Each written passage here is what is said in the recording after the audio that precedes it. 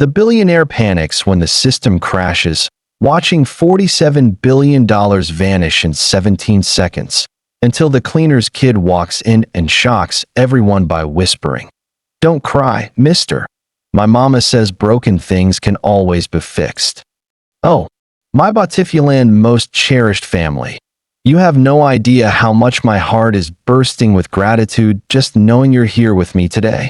Welcome to Mr. Paul Stories, where we come together like old friends, wrapped in the warmth of stories that light up our souls. Before we dive into today's magical tale, let's take a quiet moment to hold each other close in spirit with a heartfelt prayer.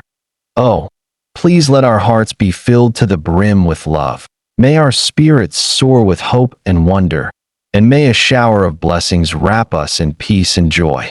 I pray these stories bind us tighter, lift us higher, and remind us of the beauty in every shared moment. Amen. Now, my precious friends, with all my love for you, let's begin today's story.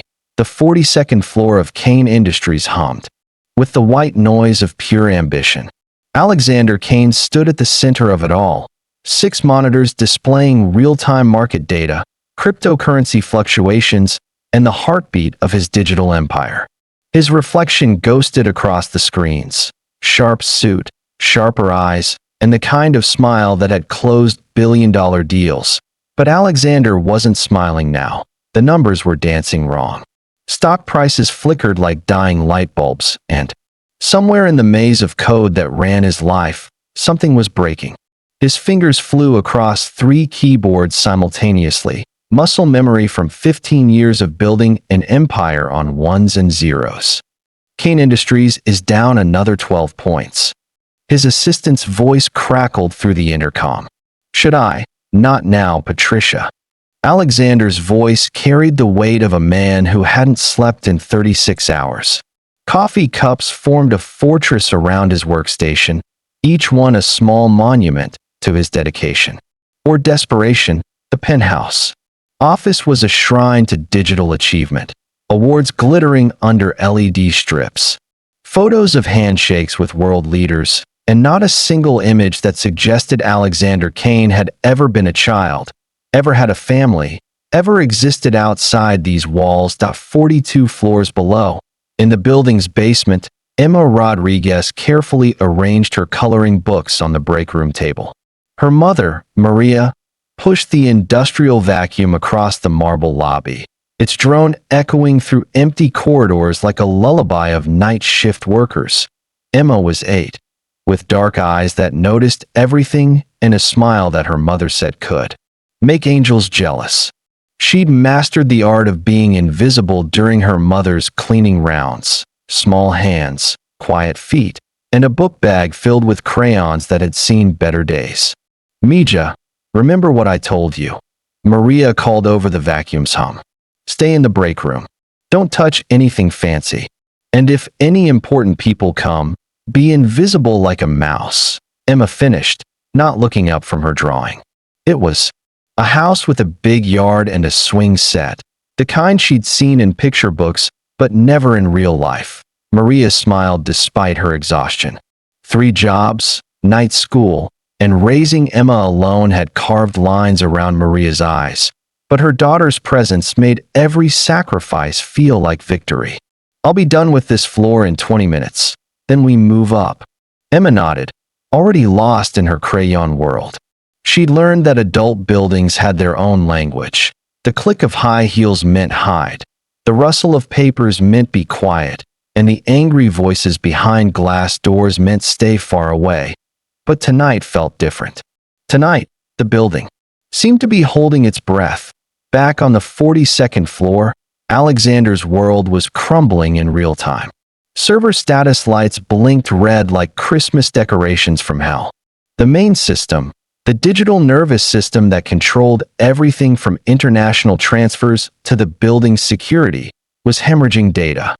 "Sir," Patricia's voice again, tighter now. "The backup systems are failing too. I've never seen anything like this." Alexander's reflection stared back from the black screens, and for a moment, he looked like what he was, a man whose entire identity was dissolving into error messages. His empire, his worth, his very sense of self, all of it lived in the cloud. And the cloud was falling. What do you think defines a person's true worth? Their achievements or something deeper? Let me know in the comments below. The first panic attack hit like a punch to the chest. Alexander gripped the edge of his desk, knuckles white against the titanium surface. He'd conquered markets, crushed competitors, and built a fortune that could buy small countries. But he'd never learned how to exist without the screens, without the numbers, without the constant validation of upward trending graphs. His breathing came short and sharp. The walls of his glass office felt like they were closing in, and for the first time in 20 years, Alexander Kane felt completely, utterly powerless. Meanwhile, Emma finished coloring the swing set and looked around the empty break room. Her mother's vacuum had moved to a different floor, its sound now a distant whisper. The building felt bigger at night, full of shadows and secrets. She picked up her backpack and padded toward the door. Just a quick look, she told herself. Just to see what this fancy building looked like when all the important people went home. The elevator doors stood open like an invitation. Emma stepped inside and watched the buttons light up like stars. 42 floors of possibility stretched above her, and somewhere in those floors, a man who owned the world was about to discover he owned nothing at all. The elevator began to rise, carrying a small girl with crayon-stained fingers toward a collision that would change 2 lives forever. As the floors ticked by, 10, 15, 20. Emma pressed her face to the elevator's glass wall and watched the city spread out below. Up here, the lights looked like the stars in her coloring books, and she wondered if this was how angels saw the world. She didn't know that 42 floors above, those same city lights were reflecting off the tear-streaked face of a man who had forgotten how to see beauty in anything but profit margins. The elevator chimed softly at floor 42. The doors opened. The elevator doors whispered open, revealing a world Emma had never imagined. Glass walls stretched in every direction, creating a maze of reflections that made her feel like she was inside a kaleidoscope. The carpet beneath her sneakers was so thick it seemed to swallow sound, and the air itself felt different, cleaner, colder, more important. She clutched her backpack tighter and stepped into the hallway, her eyes wide with wonder. This wasn't like the basement break room with its flickering fluorescent lights and coffee-stained walls. This was like stepping into a movie. The sound hit her first, a low, rhythmic gasping that didn't belong in this pristine silence. Emma followed it, her natural curiosity overriding her mother's warnings about being invisible. The sound led her down a corridor lined with portraits of serious-looking men in expensive suits, their eyes seeming to track her movement to the end of the hall. Through a wall of glass that stretched from floor to ceiling, she saw him. Alexander Kane sat hunched over his desk, his perfect posture finally broken. His shoulders shook with each labored breath, and his hands gripped the edge of his workstation like a drowning man clinging to driftwood. The multiple screens around him flickered between error messages and flat lines, casting his face in alternating shadows of red and black. Emma had seen adults cry before. She'd seen her mother cry over bills they couldn't pay, over jobs that didn't work out, over a future that always seemed just out of reach. But she'd never seen an adult cry like this, with the desperate, helpless sobs of a child who'd lost everything. She pressed her small hand against the glass wall, leaving a perfect handprint on the pristine surface. Alexander's head snapped up at the sound of her palm against the glass. For a moment, their eyes met through the barrier, his red-rimmed and wild with panic, hers dark and filled with a concern that seemed far too old for her 8 years. "Oh my God," Alexander whispered, his voice hoarse from gasping. "Security. How did you?" But Emma wasn't moving away.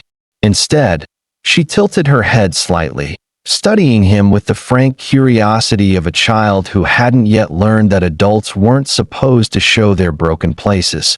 The glass door between them was unlocked, a security protocol that had failed along with everything else.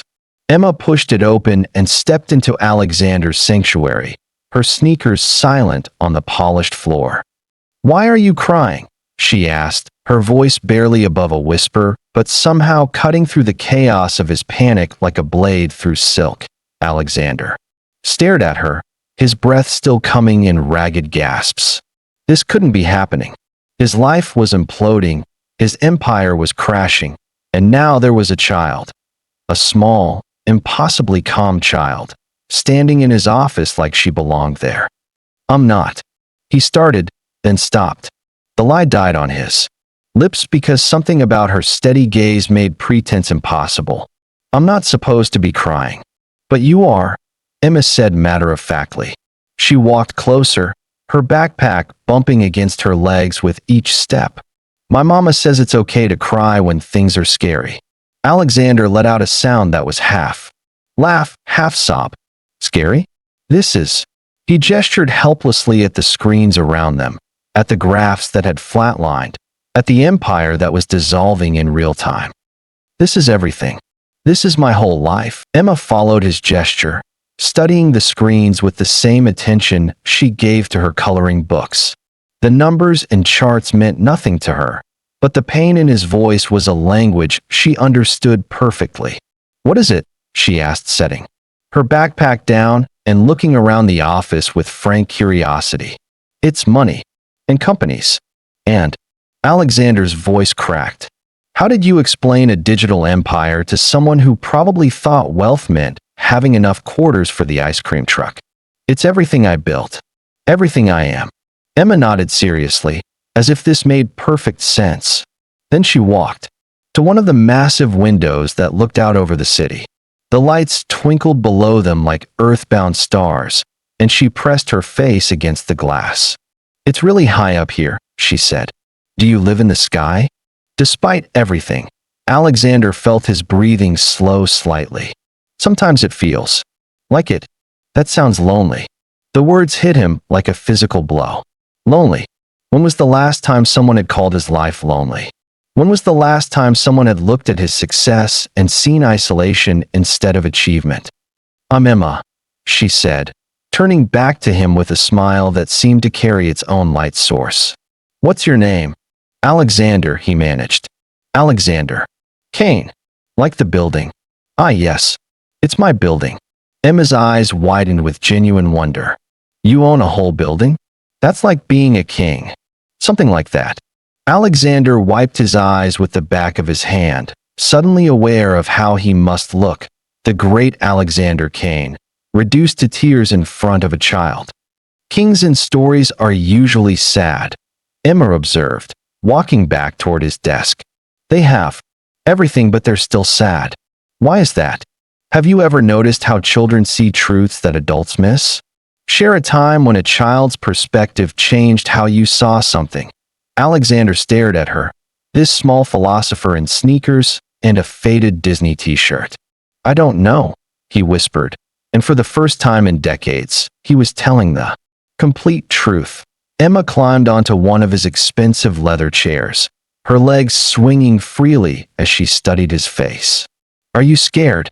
The question hung in the air between them like a bridge neither of them had expected to cross.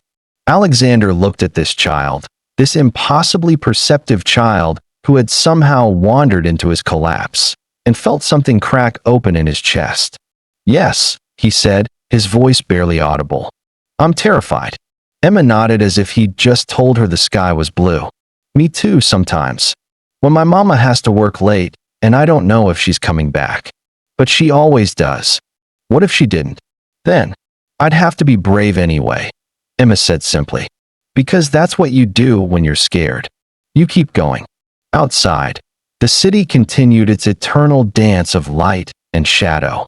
Inside the glass tower, a billionaire and a cleaner's daughter sat in a moment of perfect, impossible understanding.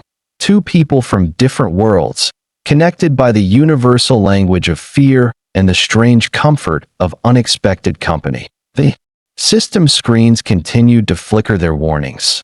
But for the first time since the crash began, Alexander Kane wasn't looking at them. He was looking at Emma, and in her eyes, he saw something he'd forgotten existed. Hope without conditions, acceptance without contracts, and a kind of wealth that couldn't be measured in numbers. The building's emergency lighting flickered on, bathing them both in a soft, amber glow that made the moment feel suspended in time, like a photograph of the exact second when two lives changed direction forever. The spell broke with the harsh buzz of Alexander's phone vibrating against his desk. Reality crashed back into the amber-lit office like cold water, and suddenly Alexander remembered exactly who he was supposed to be. He grabbed the phone, his businessman mask sliding back into place with practiced ease. Kane Industries, Alexander. Speaking. Sir, we've got a major security breach, came the voice of building security. The system lockdown failed, and we have unauthorized personnel in the building. We're conducting a floor-by-floor sweep. Alexander's eyes darted to Emma, who was still sitting in his chair, her legs swinging peacefully as she examined a crystal paperweight shaped like a globe. The innocent curiosity on her face made his chest tighten with something he couldn't name. Yes, conduct the sweep, he said, his voice automatically shifting into the cold, commanding tone that had built his empire. Immediately. But even as he said the words, something felt wrong. The protective instinct that had awakened in him was warring with 20 years of corporate conditioning. Emma looked up at him, those dark eyes reading his face like an open book. Are you mad at me? No, I'm not. Alexander caught himself, running a hand through his disheveled hair. You shouldn't be here. This is a restricted area. There are rules. Oh. Emma's face fell, and she carefully placed the paperweight back on his desk. I'm sorry. I didn't know I was breaking rules. The genuine regret in her voice made Alexander feel like he'd kicked a puppy. But panic was rising in his throat again, not just about the system crash, but about this situation, about how much he'd revealed to a stranger, about how vulnerable he'd allowed himself to become. Where's your mother? He asked, his tone sharper than he intended. You can't just wander around a corporate building at night. It's dangerous. Emma's chin lifted slightly, a flash of defiance replacing the hurt. My mama works here. She cleans your building so it stays pretty for important people like you. The words hit him like a slap. She wasn't just some random child who'd wandered in. She belonged to one of the invisible army of people who maintained his world while he slept. People he paid but never saw, never thought about, never considered as fully human. The cleaning staff isn't supposed to bring children, he said, falling back on corporate policy because it felt safer than the emotional minefield they'd just navigated. She doesn't have anyone to leave me with, Emma said quietly. And I'm good at being invisible. Usually. Well, you're not invisible now. Alexander stood up, pacing behind his desk like a caged animal. Security is coming, and they're going to ask questions, and this is going to be a whole thing, and I can't. He stopped mid-sentence, realizing he was spiraling in front of a child. The system screens continued their electronic death rattle around them, but somehow that seemed less important than the way Emma was watching him with those two knowing eyes. You're scared again, she observed. I'm not scared. I'm being practical. Alexander's voice was getting tighter, more controlled. This is a business environment. There are protocols, procedures. Things have to be done properly. Emma tilted her head. But you were crying. That was... Alexander struggled for words. That was a moment of weakness. It won't happen again. Why is crying weak? The question stopped him cold. Because it was, wasn't it? In his world, vulnerability was blood in the water. Emotion was a luxury he couldn't afford. Everything he'd built, everything he was, depended on being stronger, smarter, more ruthless than everyone else. Because weak people don't survive, he said finally. And I've spent my whole life making sure I'm not weak. Emma considered this with the seriousness of a philosopher. But you looked less scared when you were crying. More like yourself. Alexander felt something twist in his chest. How could this child see him so clearly when he'd spent decades perfecting the art of being invisible behind his success? "You don't know me," he said, his voice defensive. "You don't know anything about my life or what I've had to do to get here." "I know you're sad," Emma said simply. "And I know you're alone up here in the sky." "I'm not alone. I have employees. I have business partners. I have. Do you have friends?" The question hung in the air like an accusation. Alexander opened his mouth to list his connections, his networking events, his carefully maintained relationships that served his business interests.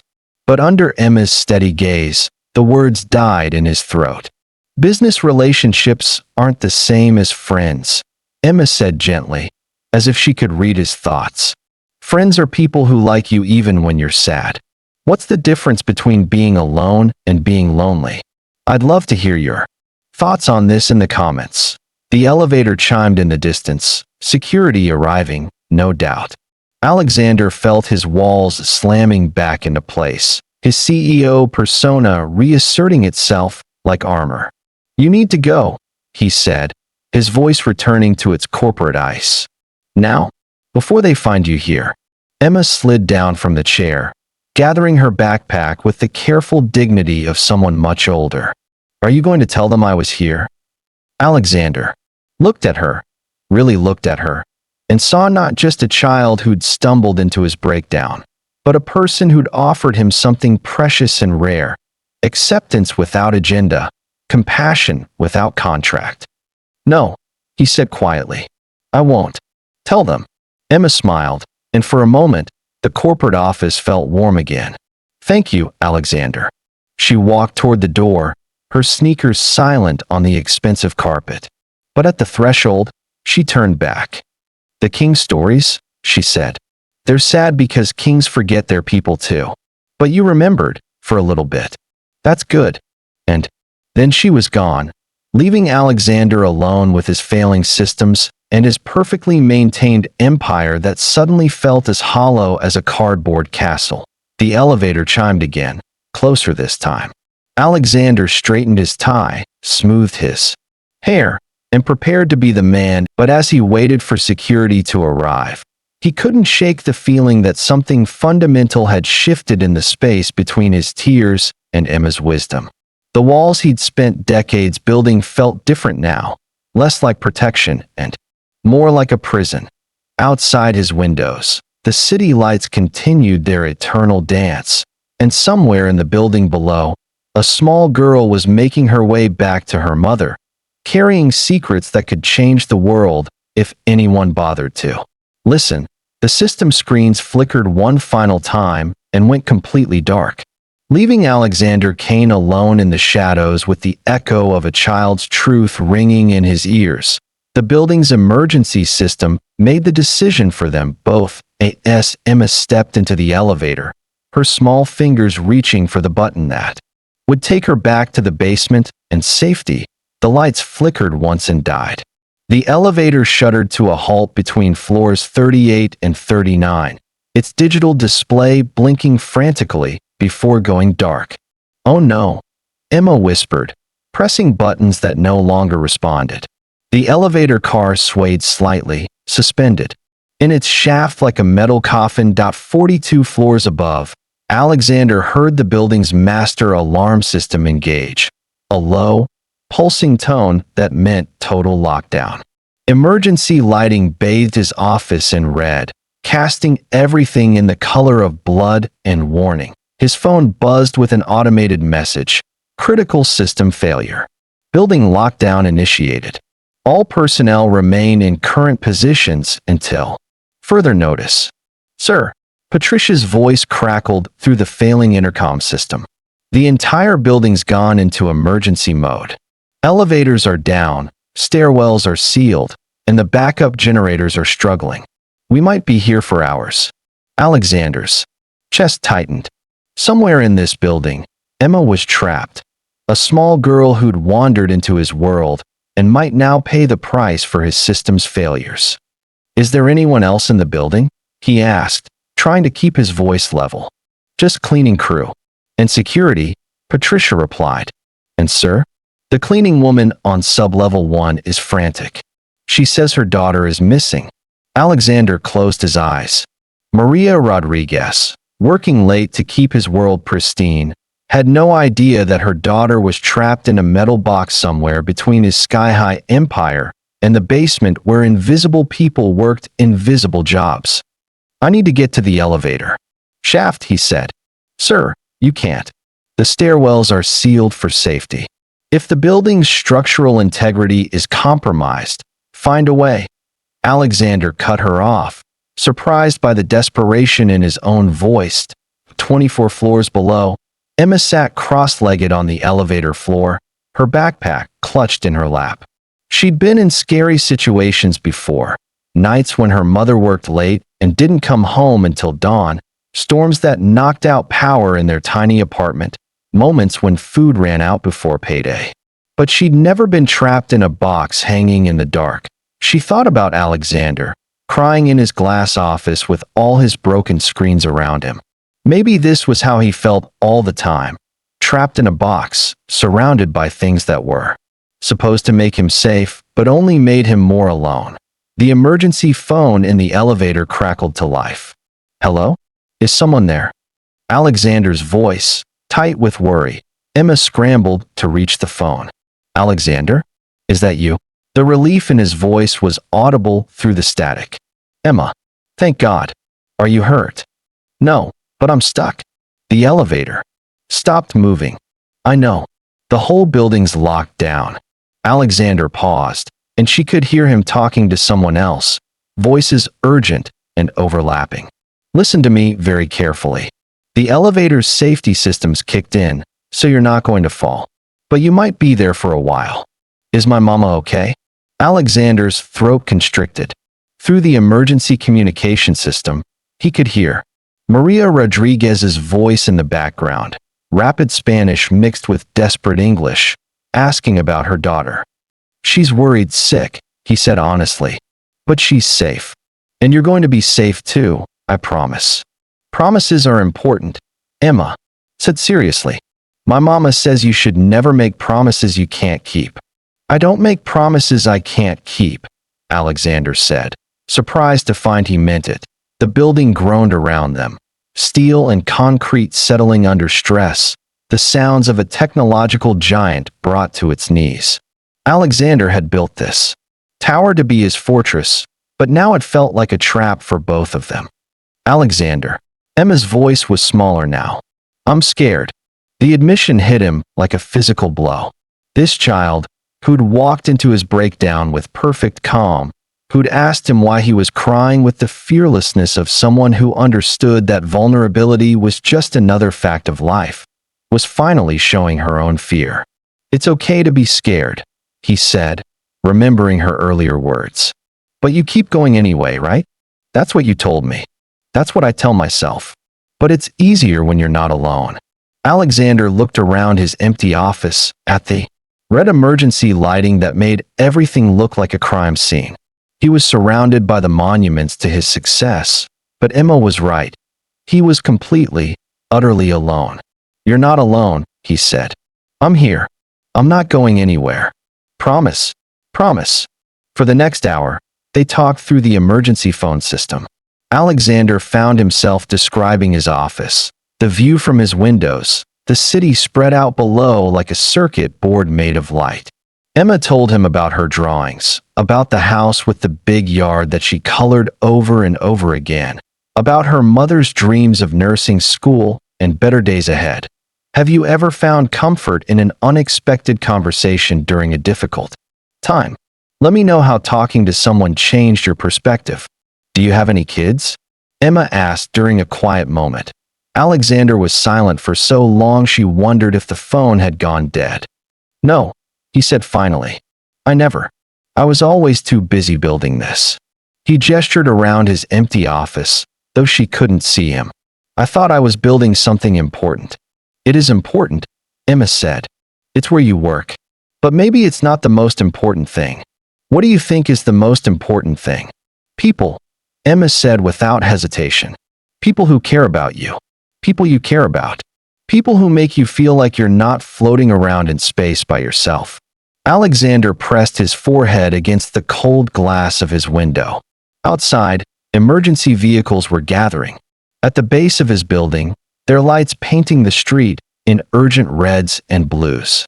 His empire was failing, his systems were crashed, and he was trapped in his own tower. But for the first time in years, he didn't feel alone. Emma, yeah. When we get out of here, would you like to see the view from up here? Really see it, not just through the phone. Can my mama come too?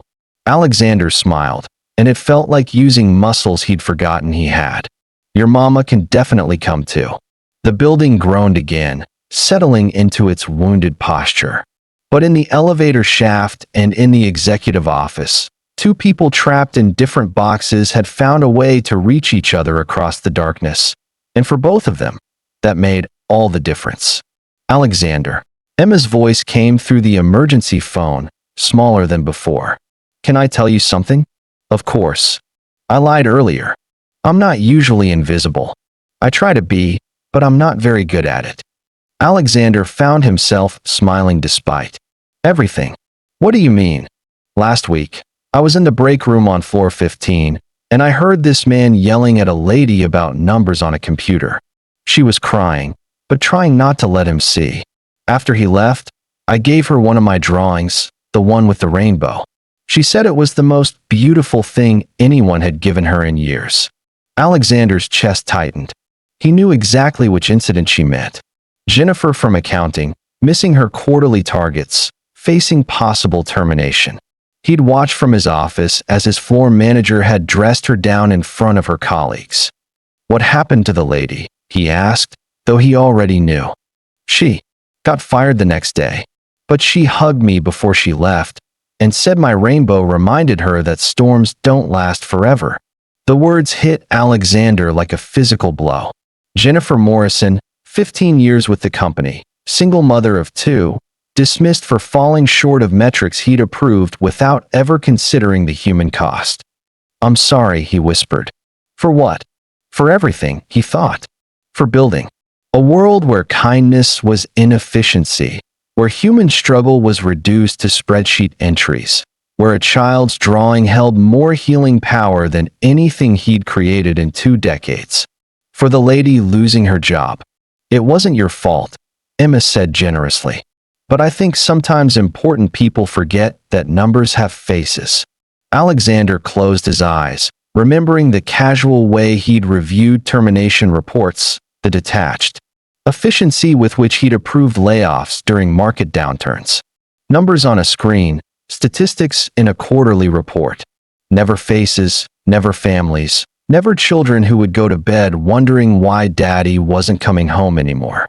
Emma, can I tell you something? Yes. I haven't always been kind. I've made decisions that hurt people. Good people, like that lady. Like maybe your mother. My mama.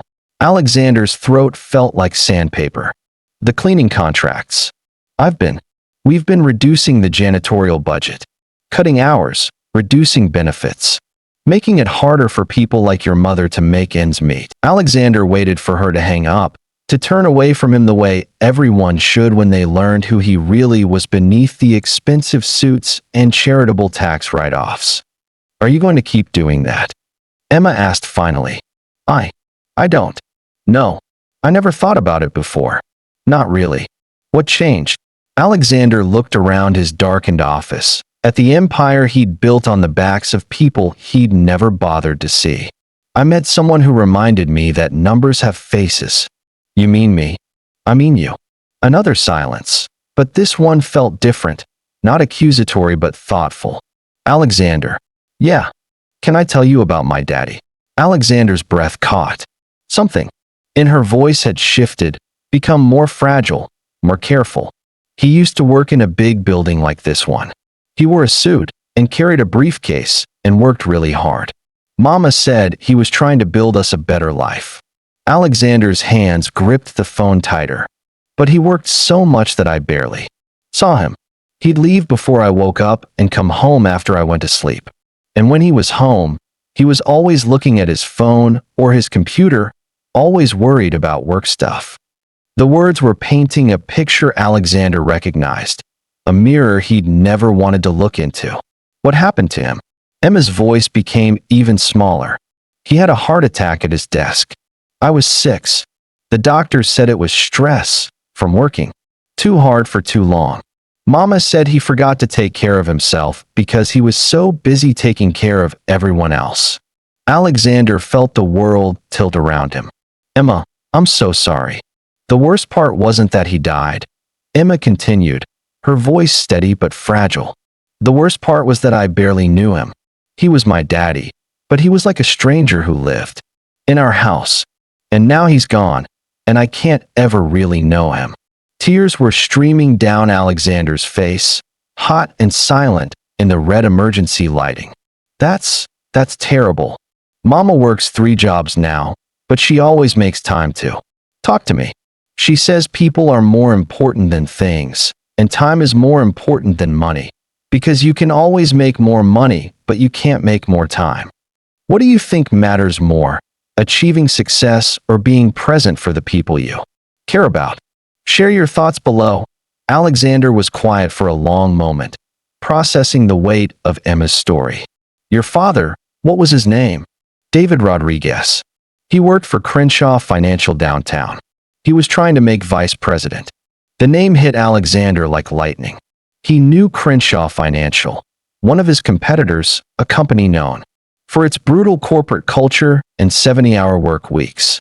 He'd always admired their efficiency, their results, their willingness to push employees to their limits. Emma, I knew your father's company. I tried to model my business practices after theirs. The admission hung in the air like a confession. Really? Yes. I thought they were successful because they demanded excellence. I thought pushing people harder made them better. Did it make you better? Alexander looked around his empty office, thought about his empty penthouse apartment, his empty calendar of business dinners and networking events. No, it made me alone. Daddy was alone too, at the end. Mama said he had lots of colleagues, but no friends. Lots of meetings, but no conversations. Lots of success, but no joy. Alexander felt something break open in his chest, a recognition so profound it was almost physical. He was staring at his own future, his own ending, in the story of a man who died surrounded by achievements, but isolated from love. I don't want to be alone anymore, he whispered, the words escaping before he could stop them. You don't have to be, Emma said gently. Being alone is a choice, isn't it? Even when you're successful, even when you're busy, you can choose to see people, really see them. Alexander thought about Jennifer Morrison, about Maria Rodriguez, about all the faces behind the numbers he'd manipulated for years, about the child on the phone who'd lost her father to the same machine that was consuming his own life. Emma, yeah, I want to change. I want to be different. But I don't know how. Maybe start with one person, Emma said. Just one. And then another. And then another. Like coloring. You do it one color at a time until the whole picture is beautiful. In the elevator shaft, a small girl sat in the dark, offering wisdom born from loss. In the executive office, a man worth billions realized he was poorer than he'd ever imagined. But for the first time in years, Alexander Kane felt something he'd forgotten existed. Hope for redemption, delivered in the voice of a child who'd learned that love was the only currency that truly mattered. The emergency phone crackled faintly, a lifeline tethering 2 souls across the darkened tower. Alexander sat on the floor of his office now, his back against the glass wall, the city's distant lights painting faint constellations across his face. Emma's voice filled the silence, steady and warm, like a candle in a storm. Alexander, do you ever draw? She asked, her tone brightening as if the elevator's darkness couldn't touch her curiosity. Draw? He blinked, caught off guard. Not since I was a kid. I wasn't any good at it. Everybody's good at drawing. Emma said with the certainty of an 8-year-old who'd never met a critic. It's not about making it perfect. It's about making it yours. Alexander's lips twitched into a smile, the first genuine. 1 in ours. Is that so? What do you draw then? Lots of things. Houses with big yards. Stars. Sometimes my daddy. How I think he'd look if he was still here. Her voice dipped slightly, but she pressed on. Right now I draw this elevator. It's kinda scary, but it's also kinda cool, like being in a spaceship. A spaceship, huh? Alexander leaned his head back, imagining her curled up in that metal box, her backpack a shield against the unknown. What would your spaceship look like? Emma giggled, the sound like sunlight breaking through clouds. It'd have rainbow, walls and a big window to see the stars, and a button that makes hot chocolate. What would yours have? He hesitated. No one had asked him to imagine something so whimsical in decades. I don't know, maybe a library. With every book ever written, and a telescope to see the planets. That's a good spaceship, Emma approved. We could visit each other's.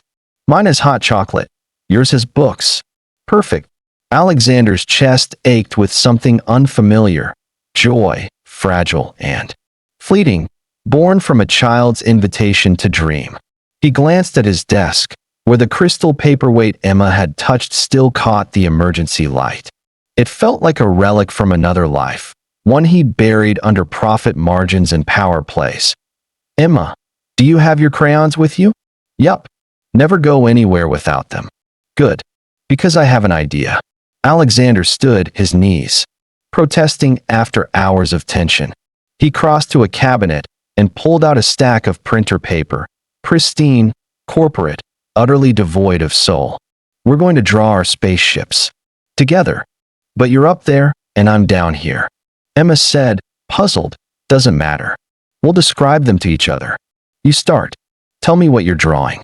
For the next half hour, the emergency phone became a canvas.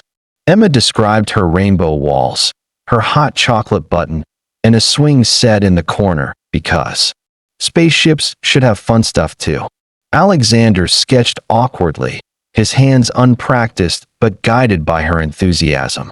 He drew his telescope, his library shelves, and, on impulse, a small table with 2 cups of hot chocolate, one for him, one for her. Yours sounds amazing, Emma said when he described it. But why'd you add the hot chocolate? Because, he swallowed, his voice softening. Because I'd want to share it with you. The silence that followed was warm, like a shared blanket. Emma's voice came back, quieter now. That's what friends do, right? Share stuff. Yeah, Alexander whispered. That's what friends do. The building groaned again, a reminder of their fragile situation. But for the first time, Alexander didn't feel its weight. He held his clumsy drawing, a child's, vision brought to life by a man who'd forgotten how to play. Alexander, can I ask you something? Anything. Did you ever have a friend like that? Someone you shared stuff with? He closed his eyes, memories flickering like old film. Reels. A boy in a small town, running through fields with a best friend named Tommy, trading comic books and secrets. Then boarding school, ambition, the slow erosion of connection as he chased a future that demanded solitude. I did. Once, he said. A long time ago. His name was Tommy. We used to build forts and pretend we were explorers. But I left that behind. I thought I had to be successful. That's sad, Emma said, not judging, just stating a fact. Do you miss him? Every day, Alexander admitted, surprised by the truth of it. But I didn't realize it until now. Maybe you could find him again, Emma suggested. Or make new friends. It's not too late, is it? He looked at his drawing, at the 2 cups of hot chocolate. No, Emma. It's not too late. What's a small, creative moment that brought you closer to someone? Share your story in the comments. The emergency phone buzzed, interrupting their world. Mr. Kane, Patricia's voice, urgent. The maintenance team is accessing the elevator shaft. They'll have the girl out in 10 minutes. Alexander's heart lurched, relief mixed with dread. Emma would be safe, But their moment, this fragile bridge they'd built, was about to end. "Emma, they're coming to get you out," he said. "That's good, right?" Her voice held a trace of uncertainty. "It's very good. You'll be with your mom soon. But what about you? Will you be okay?" Alexander looked around. His office, at the dead screens, the awards.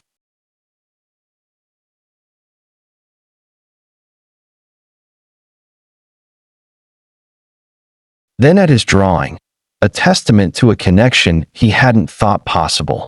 "I think I will be. Because of you." The sound of metal grinding echoed through the phone. Maintenance workers prying open the elevator doors. Emma's voice grew. Hurried. "Alexander, promise we'll see each other again? For real, not just on the phone." "I promise," he said, his voice thick with emotion. "And I don't make promises I can't keep." As the phone went silent, Alexander held his drawing like a lifeline, knowing that whatever happened next, he'd never be the same. The office felt colder without Emma's voice. Alexander stood by the window, clutching his drawing, watching the emergency vehicles below pulse like a heartbeat. The maintenance team had freed Emma from the elevator. He'd heard her reunion with Maria through the open comms, sobs of relief. Rapid Spanish, the universal language of a mother holding her child, but the building remained in lockdown, its systems still offline. Alexander's phone buzzed with updates. Investors pulling out, markets crashing, his empire hemorrhaging faster than he could comprehend. Yet all he could think about was a small girl with crayon-stained fingers and the promise he'd made that a sharp knock at his door snapped him back. Patricia entered, flanked by two security guards in black uniforms, their faces hard with protocol. "Mr. Kane," Patricia said, her voice clipped but strained. "The situation's escalating. The board's calling an emergency meeting via satellite link. They're demanding your immediate attention." "And the girl?" Alexander asked, ignoring the mention of the board. "She's with her mother in the basement. Security's questioning them about how she accessed restricted floors." The guard on the left, a man with a jaw like concrete, spoke up. "Protocol requires we file a report. The mother could face disciplinary action for bringing a child on site." Alexander's blood ran cold. Disciplinary action? She's a single mother working 3 jobs. Her daughter's 8 years old. "Rules are rules, sir," the guard said, unyielding. "Unauthorized personnel in a secure area during a system breach is a serious violation." Patricia shot the guard a look, then turned to Alexander. "Sir, the board's waiting. They're talking about removing you as CEO if you don't address this crisis now." The weight of his old life pressed down. Expectations, power, the relentless machine he'd built. A week ago, he'd have jumped to save his position, to rebuild his empire. But now, all he saw was Emma's face, her trust in him, her mother's desperate voice. "Tell the board I'll address them in an hour," he said, his voice steady but firm. "First, I need to see Maria Rodriguez and her daughter." "Sir, that's not," Patricia began, but Alexander cut her off. "It's not a request." He turned to the guards. "Take me to them. Now." The elevator was still offline, so they descended via the emergency stairwell, a concrete labyrinth lit by flickering LEDs. Alexander's polished shoes echoed against the steps, a stark contrast to the guard's heavy boots. His drawing was folded carefully in his pocket, a talisman against the chaos that lay in the basement. Maria Rodriguez stood in the break room, her arms wrapped tightly around Emma, who clutched her backpack like a shield. Maria's face was a map of exhaustion and fear, her cleaning uniform rumpled from hours of worry. "Mr. Kane," Maria said, her voice trembling as she stood straighter. "I'm so sorry. I didn't know Emma went upstairs.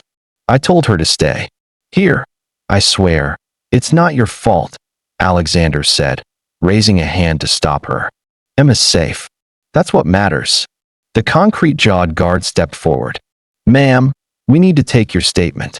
Company policy requires—" "No," Alexander interrupted, his voice carrying the authority of a man who'd built a skyscraper. There will be no statements, no reports, no disciplinary action. Maria, you're keeping your job. Your hours and benefits will be restored, effective immediately.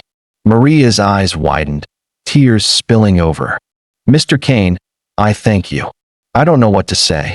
Emma stepped out from behind her mother, her eyes searching Alexander's face. You kept your promise. He knelt to her level, pulling the folded drawing from his pocket. I told you I don't make promises I can't keep. She smiled, but the guard's voice cut through.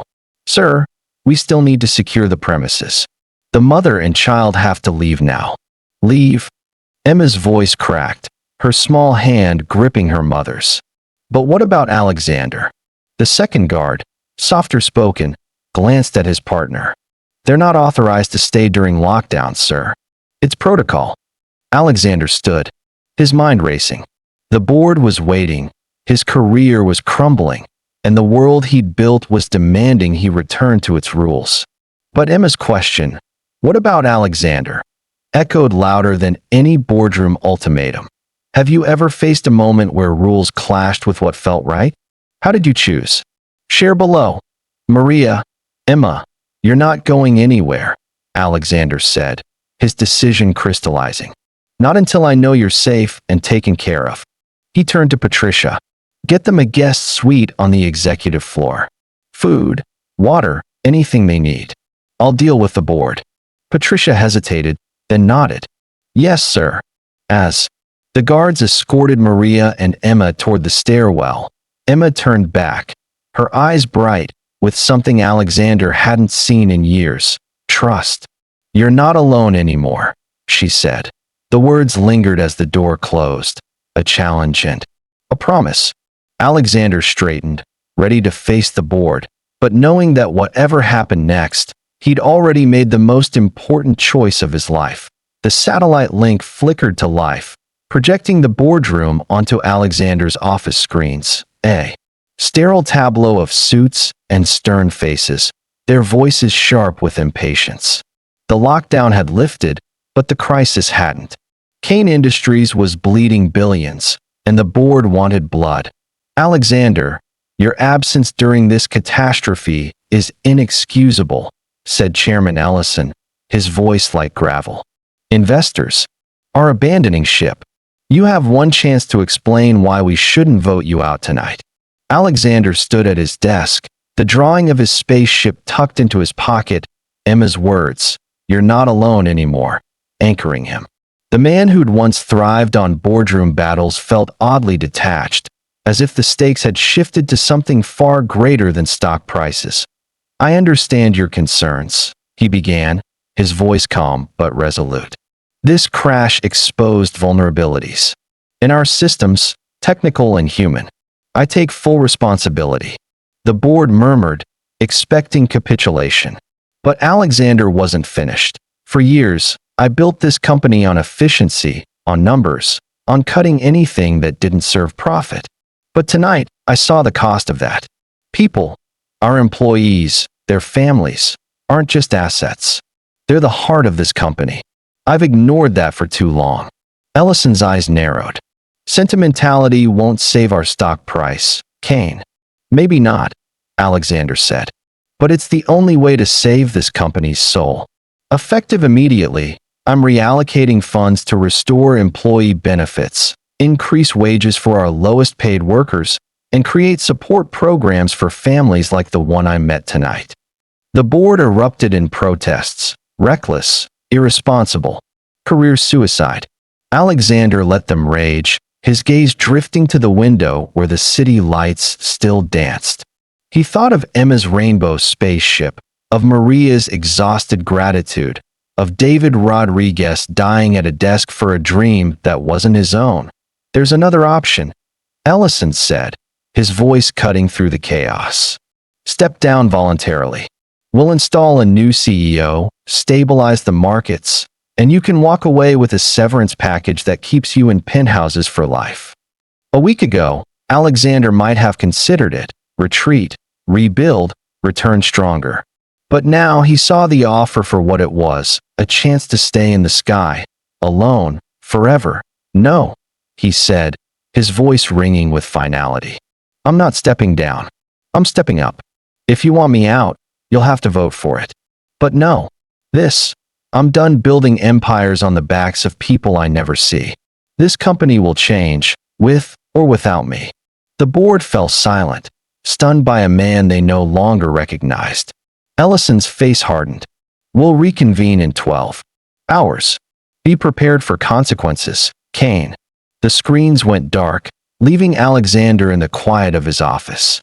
He pulled out the drawing, tracing the lines of his telescope, the hot chocolate cups. The choice was made, not just for Emma, but for himself, for the man he wanted to become. What's a moment when you chose what mattered over what was easy? Tell me about it below. A soft knock at the door startled him. Patricia stepped in, her face softer than usual. Sir, Maria and Emma are settled in the guest suite. They wanted to see you before they leave. Alexander nodded, his heart lifting. Whatever the board decided, he'd already won something priceless. The guest suite on the 40th floor was a world away from the basement break room. Soft lighting warmed the plush furniture, and floor-to-ceiling windows framed the city like a painting. Maria sat on a couch, her arm around Emma, who held a mug of hot chocolate. Real, not imaginary. Alexander knocked gently before entering. His suit rumpled, but his eyes brighter than they'd been in years. Emma's face lit up, and she ran to him, holding out a new drawing. 2 spaceships, one rainbow, one with a telescope, orbiting a star shaped like a heart. For you, she said. So you don't forget. I won't, Alexander promised, taking the drawing with reverence. He turned to Maria, who stood, her expression a mix of gratitude and awe. Mr. Kane, what you did for us, Maria's voice broke. I can't thank you enough. You don't need to, Alexander said. He sat across from them, the drawing in his hands. Emma, you showed me something I'd forgotten. That people matter more than profits. Maria, your strength, your love for your daughter. It's what I want this company to stand for. Maria wiped her eyes. What happens now? With your company? Alexander smiled, a hint of uncertainty, but no regret. I don't know. The board might fire me tomorrow. But whatever happens, I'm done living in the sky. I'm going to find Tommy, my old friend. I'm going to make time for people, not just numbers. Emma tilted her head. Does that mean we're friends now? Best friends, Alexander said, his voice thick. And I owe you a real visit to my office. You and your mom, to see the view. Maria laughed, a sound of relief. And hope. We'd like that. As they talked, the city lights twinkled outside, a reminder that the world kept turning, no matter how empires rose or fell. Alexander felt lighter, as if the walls he'd built had crumbled, leaving space for something new. Love, not as a transaction, but as a gift, unexpected and profound. What's a connection that changed your life when you least expected it? Share your story below. The next morning, Alexander would face the board, uncertain but unafraid. He'd rebuild, not just his company, but himself, one person at a time, one color at a time, until the picture was beautiful. And somewhere in the city, a small girl with crayon-stained fingers would tell her mother about the king who remembered he was human, proving that love could be found in the most unexpected places. My incredible story, family.